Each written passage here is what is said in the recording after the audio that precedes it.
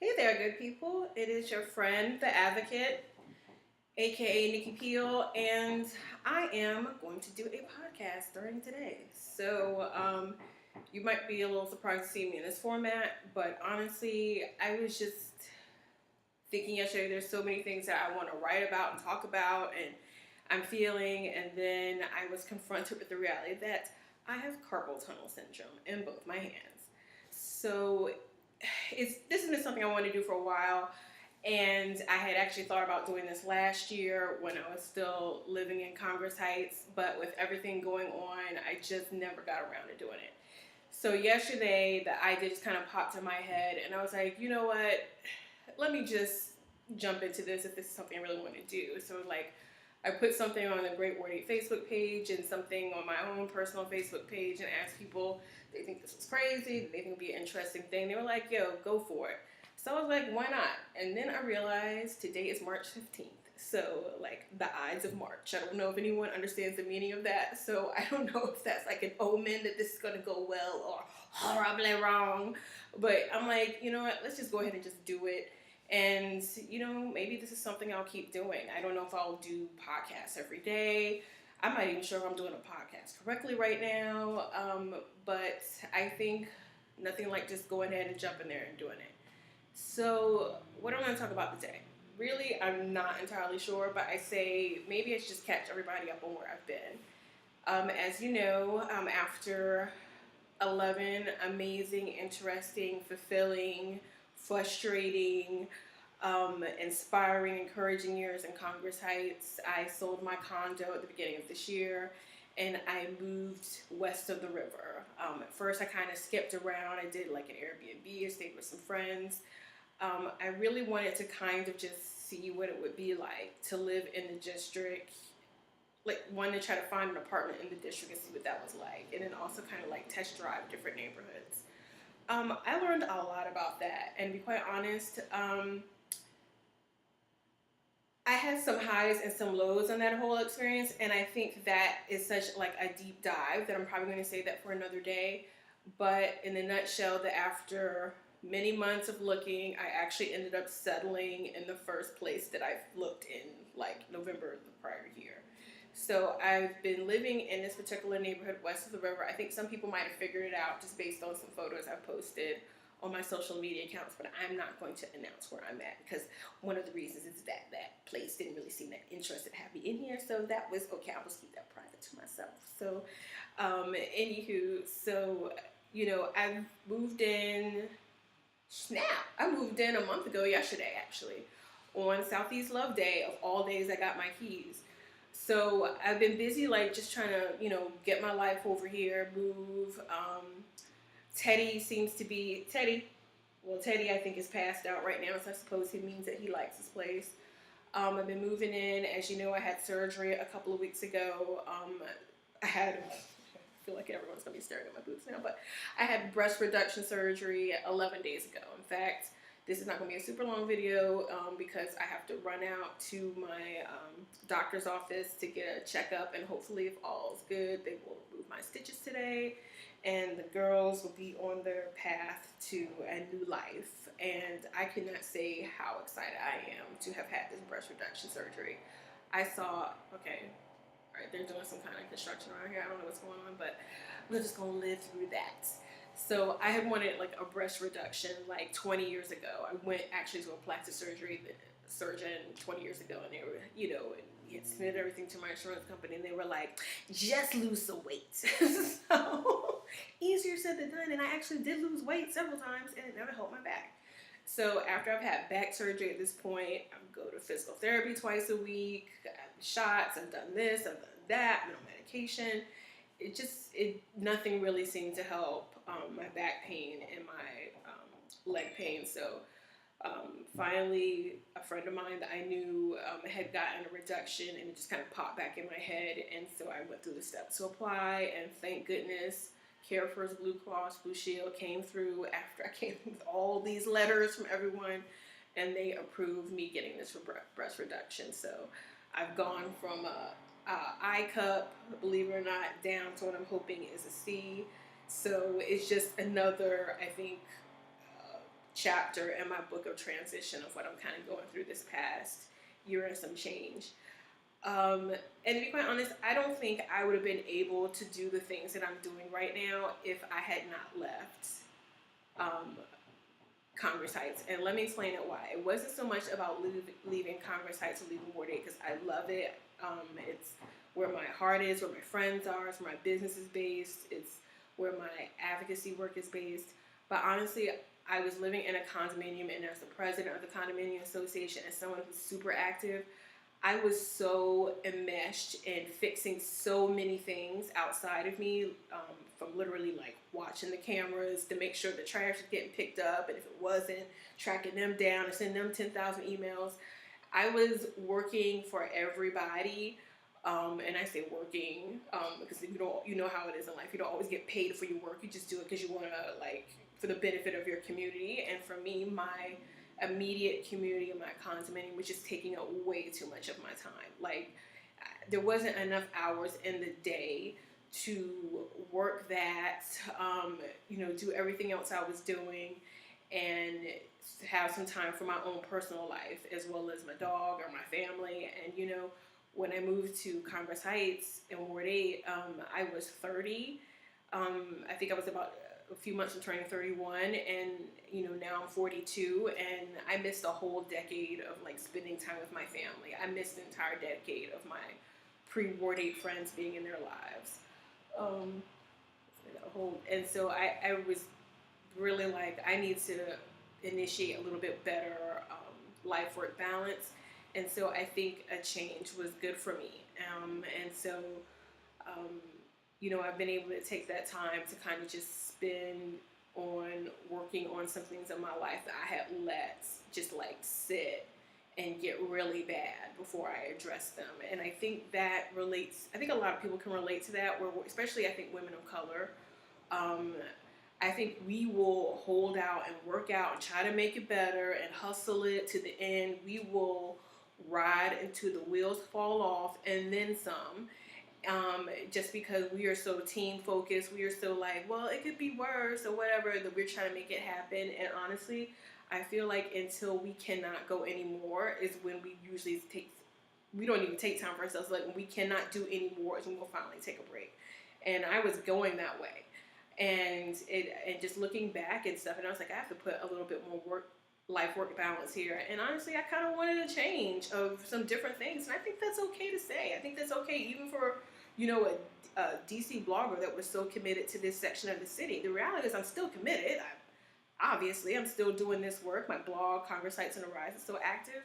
But I needed to look at stuff from a different perspective. And so I was hoping that by moving west of the river, that I would be able to share some of my experiences here, in comparison to what life is like in Ward 8 for so many people, and vice versa, to show that maybe as I'm a little ambassador in my own way, to show some of the things of what it's like. And to be quite honest, I've been shocked myself by some of the things that I run into here and I felt. And again, I'm going to do a deeper dive, I think, on that on some future posts. But I've had some moments since I've been living officially west of the river now, where I've laughed, where I've been on the verge of tears, where I've been frustrated, where I've been inspired, and I've been trying to figure out how I was going to share that with the people that read Congress Heights and Arise or follow me on my social media accounts. At first I was going to do it while I was going through it, and then I was like, I don't know, and then I was like, I might be so excited by certain things. Like, for instance, I should not be this excited to be living this close to a damn 7-Eleven. Like, I think I would post being like, you've seen a 7-Eleven before, or you've seen a Chick-fil-A before, or whatever. I'm a woman of the world. I've traveled, but like, that was really a thing. Like that was a major thing. That the concept that I could go get retail by walking there was a major thing. I know. One day, it's super funny, I was in here and I think I needed something like trash bags or paper towels or something. And so I actually left the building, went down in the elevator, went out to the garage, got in my car, got in the car, pulled off, drove around to, this hardware store, parked, got out, walked in. And then I realized, dummy, you could have walked across the street. But I was so used to getting in the car as somebody who lives east of the river to go everywhere for a cup of soup, to a pair of stockings, to a soda, to anything you have to get and drive.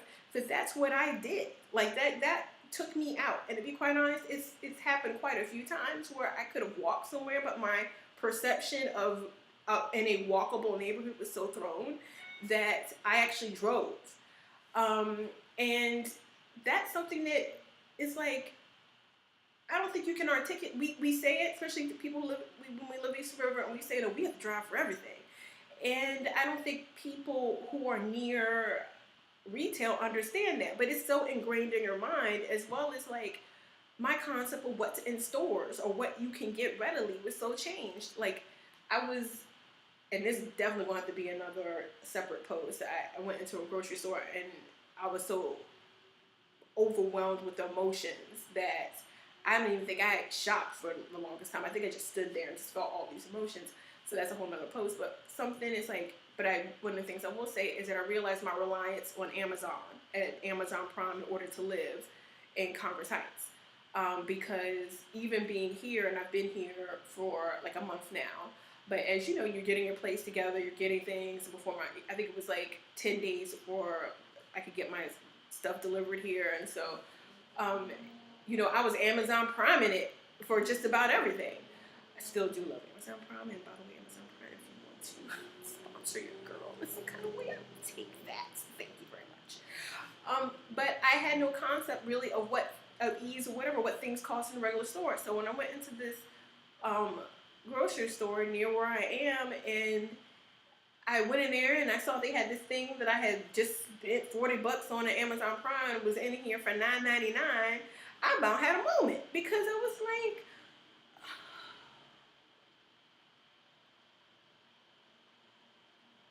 it was like I'm a 42-year-old woman and I have no concept of what things cost on the street or sales or whatever. Like it was enough for me and convenience to have things delivered to my house, assuming that, UPS and whatnot would deliver. We all know the struggle of that and Ward 8 of having the post office actually deliver your things, even if it's Prime, but to have things coordinate stuff that way. And so it's been a bit of a learning experience, to be quite honest. And that seems so weird to me that weird to me, but it makes sense because we have to survive. And like a collection of people, particularly people that live in Ward 7 and 8, and particularly I think people that live on different income scales in 7 and 8, first and foremost, let me acknowledge the fact that I am mad privileged. And I recognize that. Like the fact that I lived and worked in Ward 8 was like a rarity because we don't have that many jobs based in the community. Like, you know what I'm saying? I recognize I was lucky for that I didn't have a huge commute. My commute was usually down the block or, you know what I'm saying, around the corner, or a lot of times just in my house because, I work for myself. But I'm privileged. I had a car. Now that was something I had learned from coming to DC 25 years ago, trying to catch a cab, in the city, that, a car was necessary. But I'm one of the privileged people with having a car and having means so that way I could order something on Amazon Prime. I have money in the bank or a card to do that. It just crushes me when I always think all the time, it kills something in me every time I think about people with the least having to do the most, and especially when it's not necessary. And I think I'm always taken back to like, my mom was a single mom, and I have a whole story about that, but seeing how my mom would like roll pennies in order, to feed us sometimes, and she would skip meals and stuff, and that just kind of, I can't even imagine what that extra layer would have been if my mom had to like roll pennies to feed us, and then she would have to spend part of that money to take a bus or walk, miles to do that. And I don't think that's right. Like, especially since we're in the District of Columbia, that's not right. Like, that should not be the case. Like, that shouldn't be the case anywhere, but we're talking about the nation's capital. That really shouldn't be the case. so I don't know. I just have a lot of stuff to think about, and I'm gonna, you know, hopefully really are, dive in some of these things, and hopefully, this medium will make it easier for people to talk to me, or, ask questions or get perspectives, and I would love to have some of my, East of the River folks, and honestly West of the River folks from, come over here and, well, maybe here or wherever, and, join me on this, new medium to discuss things that are, in the district, because, I find myself feeling like I have so much to say about so many things, but I also feel like I have so much to learn about so many things. And I think that's another reason why I kind of wanted to change my perspective on the chessboard, because I've been very privileged and lucky, and I cannot say it enough how thankful I am for everybody who supports me in the stuff that I do. I've been extremely privileged to have the support and trust of people in the community who are doing amazing things. And there's so many people who are doing amazing things, and you don't have to be on Twitter or Facebook or on a cover of a magazine or an article to be doing amazing things in the community. Just because I've had some of those things doesn't make me any different than anyone else, because this is a collaborative of workers, of people who are sacrificing every day to make things happen.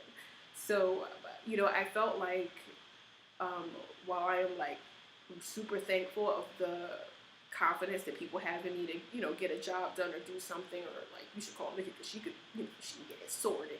And I'll be honest, I can get a lot of stuff sorted, but I felt like there was coming a ease with that I don't think was challenging myself.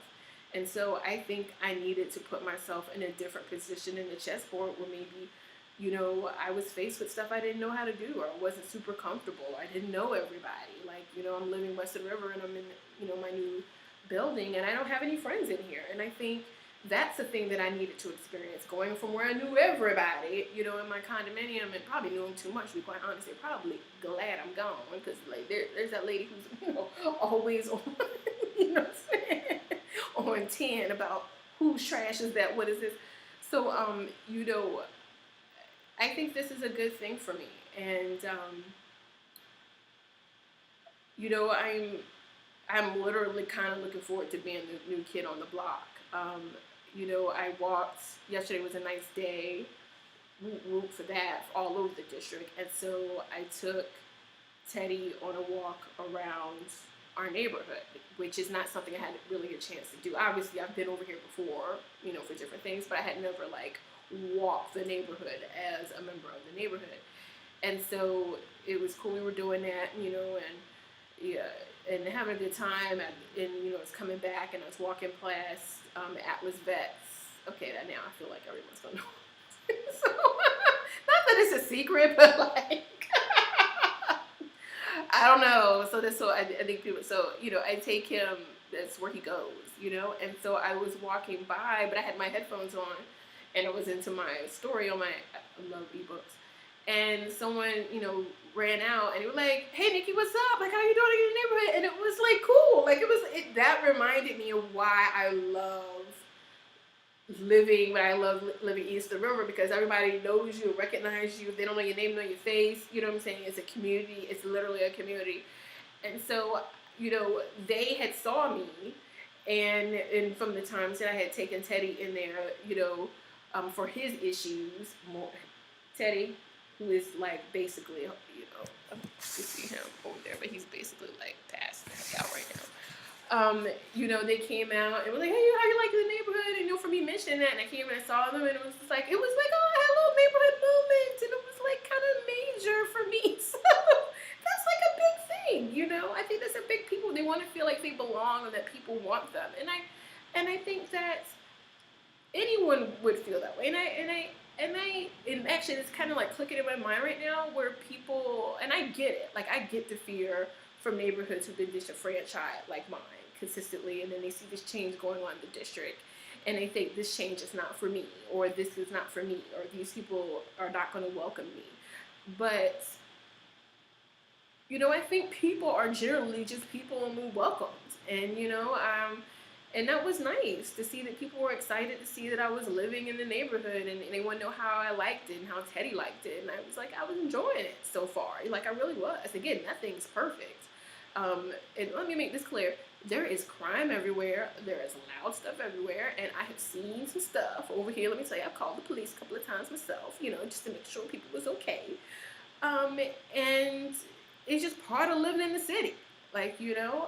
So in that regard, I wouldn't say one is better than the other. Now, I will say that there are some inherent challenges when you have communities like those east of the river that do not have the same level of economic investment and amenities and third places that people need to commune and connect. So, I'll get into that more of that later. But, it's just been a journey. So, I'm gonna, I think, do more of this, hopefully I won't be mad judgmental about how I'm looking or whatever, I'm saying I'm going to the doctor's office today, so I did put my face on, for the people, okay, I feel like my hair is doing some weird thing, but it's whatever. So, hopefully this will be just like talking to my friends. Lord knows I'm gonna chat. So, I'm going to wrap this up because it's about time to get my life together and get to this doctor's appointment and hopefully trying to love my new best life. And hopefully we'll chat soon. If you guys like it or whatever, you want to talk about anything particular, ask me questions, which I may or may not answer. I'm just being honest. Then hit me up in the comments or, shoot me an email or whatever. But that's the Advocate. That is today. So this is my first podcast on March 15th, 2019.